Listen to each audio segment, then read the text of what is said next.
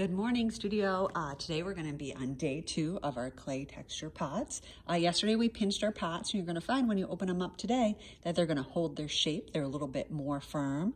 They're still quite pliable. We can carve textures in them and work them, but we want to be able to change the shape at this point. Clay has a memory, and once it kind of starts drying in a certain state, it's going to want to stay there. If I tried to change this shape at all, turn it into an oval or make it wider or anything right now, it would crack. So we need to leave it where it's at and continue to develop it from there. So you were asked in class yesterday to draw some inspiration from personal experiences and find textures that relate to those. And if you remember in class, I have these here that I showed, my Epcot ball, as well as a sweater patterned or a knit from a blanket. And then during class, I also got an extra inspiration that I wanted to include, and there's always room for more ideas, are the stone roads from Rome. I thought that that would be a really great texture. I was talking to a student about travel and how we can find inspiration from that, places that we've been and textures that relate to there. And I was instantly reminded of this road and wanted to incorporate that into my art. So if you get another idea while you're working, obviously that's okay, but we do want to have those references there in front of us to help us gather those ideas. So what we're going to be doing today is we're going to start drawing some of these textures onto our clay pots. We're not going to be carving them in, but we are just going to be drawing them at this point. We did keep our pots really thick so that we had room to carve in those textures. But we're going to start first by just kind of drawing them on. What's really nice about working with clay is that if you don't like what you've done, you can just erase and rub it out. How fun is that? So I'm going to be inspired by my textures here and start adding them onto the surface. I'm going to start with this woven pattern, and what I'm seeing is this kind of like almost kind of a little heart shape here.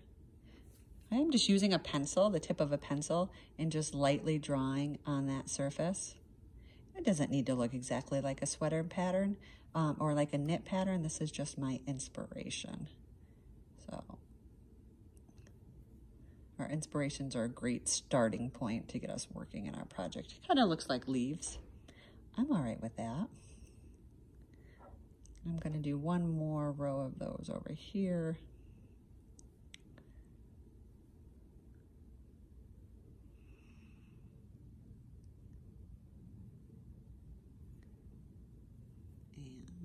The other side. Now, because I'm just carving lightly into the surface, if I change my mind or I decide that I've gone too far with this and I don't have room for other things, I can always go back. I am avoiding the bottom. I'm going to do a little bit of work down there, but I'm not going to put too much detail on there because it is the bottom. All right, now I think over here, let's see, over here I might want to include some of these triangles. That one's going to be difficult. Let's see, we'll start with maybe a line that I can start creating those triangles on. Now this isn't going to look just like the Epcot ball because that's 3D. But again, I'm just getting inspired by the textures there.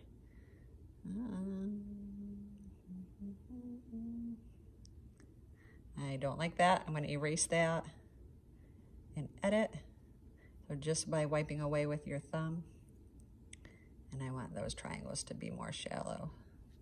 1, 2, 3.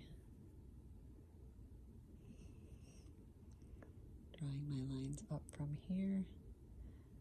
And just like when we were looking at our still life, we get so much information from the images that we bring with us. It's a great way to really relate to those images and make sure that you're representing it the way that you want to. All right, so just drawing these textures on. The textures that we're drawing on are just going to kind of serve as a map for the further textures that we develop and carve in. We're just planning on the surface here. I like this kind of stripe of Epcot ball, so I'm going to leave it like that. I'm going to go ahead and pause and continue drawing out, and then I'll show you the next step.